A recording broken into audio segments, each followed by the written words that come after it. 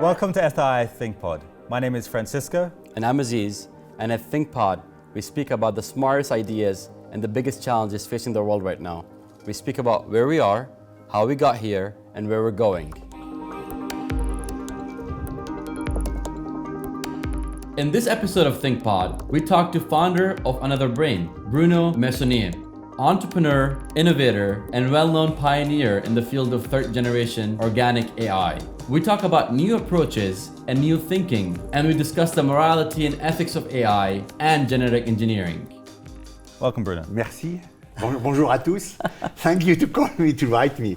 All right, we're very excited to have Bruno today, and we'd love to hear your thoughts on a lot of things. But first, can you talk about your work at AnotherBrain and what you've been doing there and where it's going into the future?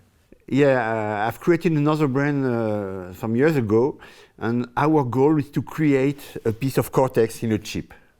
We are creating a chip of artificial intelligence, but working exactly like the cortex. That means like a real intelligence. Because there are many people, huge mainstream thinking about deep learning, about AI, and for everyone, artificial intelligence, it's a question of big data, it's a question of a lot of energy, it's a question of neural networks.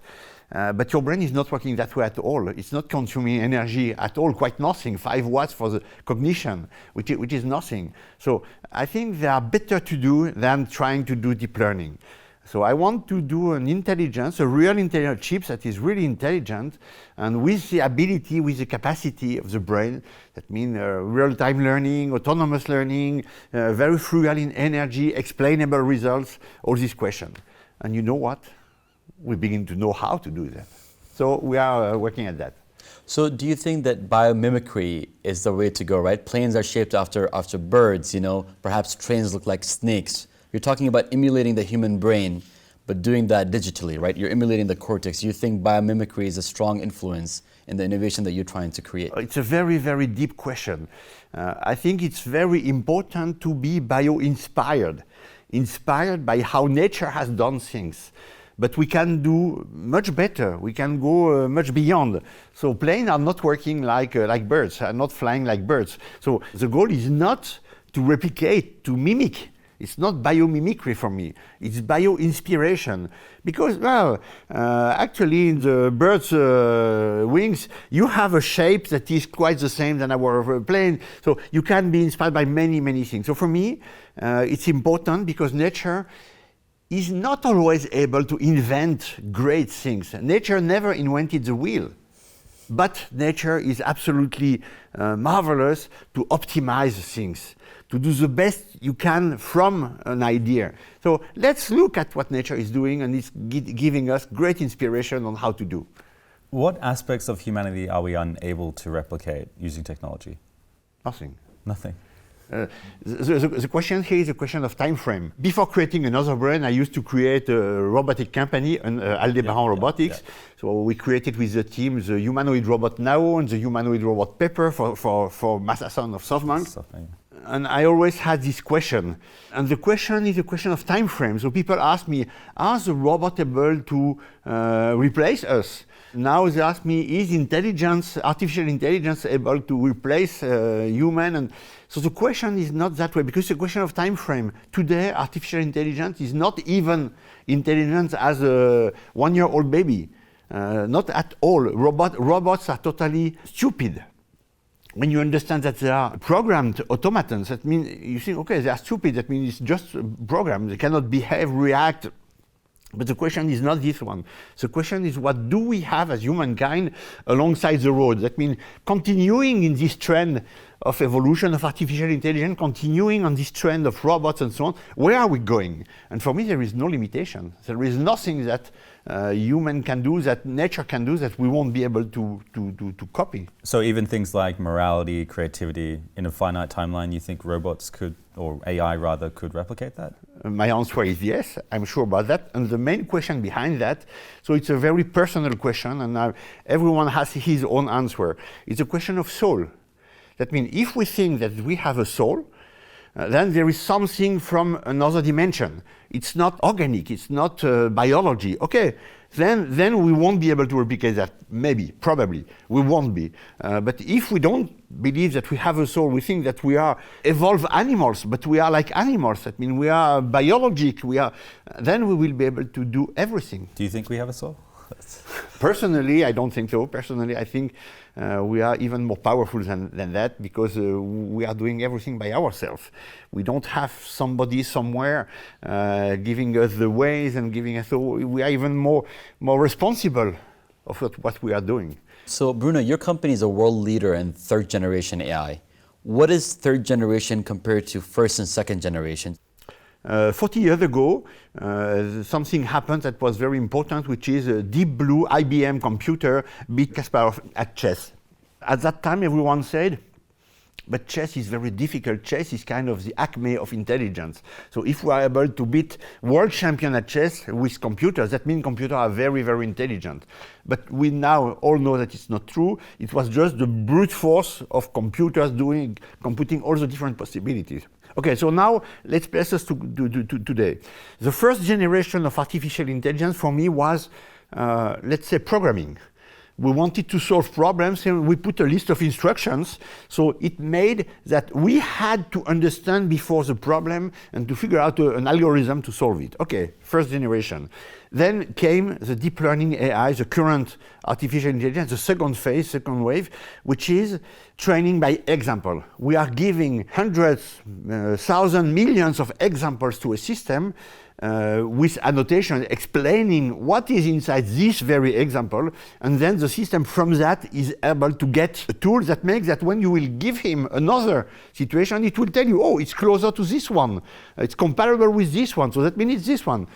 Do we have a cancer in this radiography of the lung? So the system will tell you, yes, I figure out exactly the very same pattern that I have in all the cases where there are cancers. The problem of this deep learning AI that everyone is doing is, first, you need huge quantities of data, and in the majority of situations, you don't have the data. You don't have. Look for autonomous vehicles. If we wanted to do fully autonomous vehicle with deep learning AI, then we need to feed the system with the totality of situations the car will encounter in its life. So it's just not possible. So deep learning AI won't be able to help autonomous vehicle. It's a dead end. But data is not the unique problems of deep learning AI. Another one is about energy. It has been computed by MIT that growing one neural network has the same carbon print that 5 cars during all their lives for one neural network. Oh. So it's a terrible problem. So in some cases, the benefits are far above the cost and the consequences for cancer detection. Great, so let's do that. So we're expecting the next generation, which is a self-learning, self-understanding AI, able to really understand things and not only compare, not categorize, but understand what's happening and tell us, okay, in this situation, this is what we have to do. You know, so it's understanding autonomously, frugal in energy, fraction of a watt, something like that, which is a brand new way of doing artificial intelligence. This is the third generation of artificial intelligence. You highlight the absence of big data. Why is that? I will take you an example. It will be easier. Something that we are doing. You want to do inspection, quality control on the production line. So you have a plant producing I don't know what part, and you want to control at the end whether it's correct or not. Industrial want to improve permanently quality. So it's great, but they are not bad at all today. So sometimes they have one problem every 100,000 parts, and they want to go to 1 per million, right? So when you have one problem every 100,000 parts and you want to do deep learning, you need thousands of examples of the problems, but you never will have them. Or if you want to detect planets around other stars, how can you get the data? Meaning, I have a video of this star for some period of time. I know that there are planets, so the deep learning system is able to get some keys from that, but you don't know that there are planets. So you don't have the data. So in the majority of situations, you don't have the data. So Bruno, we can sense your passion. You're very passionate about AI. It's very obvious. What are things that excite you the most within AI right now? And then again, what are things that worry you the most? Different people have different mindset, way of being, and so what is important to me is deep tech and bringing to humankind possibilities that everyone knows will be possible, but everyone thinks it's in next 20 or 30 years. So I like to focus on one and bring it right now. So this is what I love to do, what I like to do, and I'm doing. Deep tech, bringing in the present something that everyone expects for the future. So I love robotics, I love artificial intelligence, but I love art, I love water painting, I love many, many things, traveling, a lot, motor riding, diving, so many things. What is worrying me in the world is not that. One thing is worrying me, and that will come, it's genetic engineering. Oh. When we will be able to modify our genes, then change this. And it's something that will come. Why? Because we want to solve genetic illnesses, and we will do that in order to solve these illnesses. Great. And then we will figure out ways to have kind of a spray of retroviruses that will change all our DNA of these kids, and then they will be great and safe again, which is perfect. But once we will have done that, then we will be able to have some military countries that will use that to boost the soldiers. Oh, it's a little bit more resistant, or it can stay a little bit longer without sleeping, or it has a more accurate view. And then we will all want to have the same for us. That means we are all aging and we don't want to lose sight, so we want to correct myopia or whatever. So we will use that. And then it will go and go and go, and we will use that for everything. And then this really will change humankind in its in. So for me, the most important thing that worries me, but at the same time is opening wide and great field, is this genetic engineering. So one thing that we want to ask you about is also ethics and morality in AI, right? Where do you stand on that topic, and what are areas that you think could be improved to kind of support the work and research that's going into AI right now? It's a very, very deep question. And I will go through three different parts. First part is a general question about new science, new possibilities, new engineering, new technologies. Each time humankind invented a new technology, everyone first gets feared. That means, was it the fire, was it power, electricity, was it steam, was it nuclear power? Each time the first reaction is fear. What are they doing, these crazy scientists? But what happened in this phase is what humankind is very good at, is to putting feedback loops, to put constraints. That means, how many people died from fire? Wow, millions probably. Does it mean that we must not have invented fire? No, of course, because there are a lot of positive sides from fires. But we had to understand it enough, deeply enough, to be able to put constraints, to try getting the best and try avoiding the worst. And humankind is very good at that. We did that for all the new technologies coming. The same will happen with robotics, the same will happen with computers, with the internet, we know that, with artificial intelligence, with genetic engineering in the future. So we will need to have this intermediary phase where we have to be very careful to watch, but not cutting. But if we had put in early 20s the same rules that we have today for aviation, we never would have in plane industry. Same with the cars. We need to have this kind of Darwinism first step where humankind is exploring different possibilities, good and bad and so on, and then we immediately cut some. And so now coming back to ethics, we have in some countries the willingness to go ahead. In some countries, we are more concerned by data, by the fears. In Europe, it's the case. So we put this ethics before everything. So the reality is, we think about ethics, we want to put rules, but in the daily life, ethics rules are done by American or Chinese. So this is the reality. So now, so last part, ethics. It's an even deeper question than the others, because yes, it will change relation between people and the world, and we all know. At all levels, including my level, and for sure your level, or for everyone. That means world is going very fast. And there are many, many new possibilities, new things existing that we don't know. And probably there are new possibilities that would help you and me. So there are a lot of things that could help me that I don't know, because there are too many things invented every day.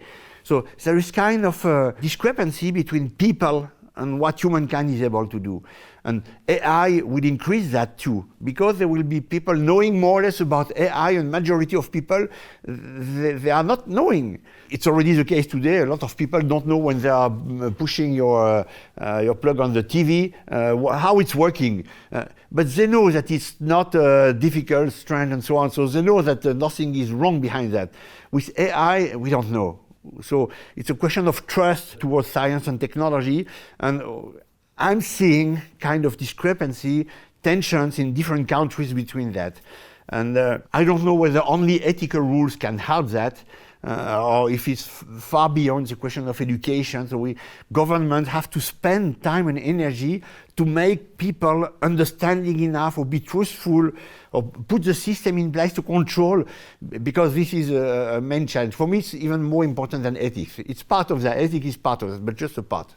As AI is scaled up, do you think A, it will become more inclusive of the rest of the world where they make policy, and B, do you think it will become more cheaper and feasible for more parts of the world to kind of have agency into it?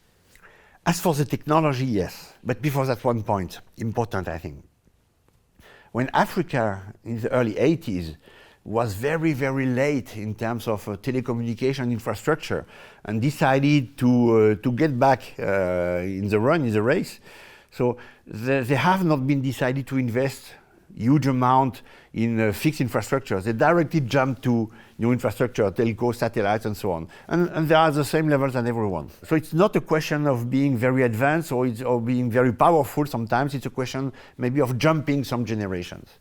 So for me, deep learning AI is the second generation. There are a lot of giants, very powerful, leading that. And for me, they already won the race. They are in front of everyone. They are smarter, more powerful, healthier. So I mean, no way to get close to them. But there is a possibility with this third generation to jump over that, and it's gonna happen. I don't know exactly when. I'm fighting for being one of the leaders of that, and okay. But there are other players, and I don't know when it's gonna come. I don't know who will win this race. But what I know is cards will be shaken. And then it's no more a question of being very powerful. It's a question of having the right approach. And this could be done by a very small company or a small country. And for me, small companies or small countries would better focus their investment on trying to get and to make this jump and to go to the next generation. So this will really shake the cut and change who is leader and who is not. So for me here, it's really a world of opportunities in this new generation of AI, and every country can really jump over the giants, the GAFA and the BAT and the others. So it's really. As a last question, we want to ask you, since you're making bet into bio-inspired AI, where do you see your legacy being shaped for the future generations from the work that you're doing right now? We have huge challenges in front of humankind. In front of us, of course, environment, of course, healthcare, but the space is a challenge because we will want to have industry in space and to dig asteroids and meteorites more than to have plants on Earth, because, of course, they cannot be clean plants. And one day we will meet aliens. It's going to happen. We will meet. So how we'll be able to communicate? So for me, we have a huge of challenges in front of humankind. And my deep conviction is, based on, for instance, environment, that we all know the problem, but it's very difficult to solve. So what we need is more intelligence. So what I want to bring as legacy is an approach, a way of doing, and a personal ability to run risk and to go and to follow your intuition. Follow your intuition. And you will have a lot of people that will tell you not that way, it's better, follow your own intuition. But all that for me will help being able to bring additional intelligence to humankind, because it's what is still missing to solve the huge challenge we have in front of us. So it's what I want to bring. Well, thank you so much, Bruno, for your time. We appreciate the energy, we appreciate the enthusiasm, and we're very thankful to have you on the ThinkPod. Thank you. We would love you to let others know about this podcast. So please rate us, leave us a comment, and share with someone who might enjoy it too. And don't forget to hit the subscribe button so you don't miss out on our next episode.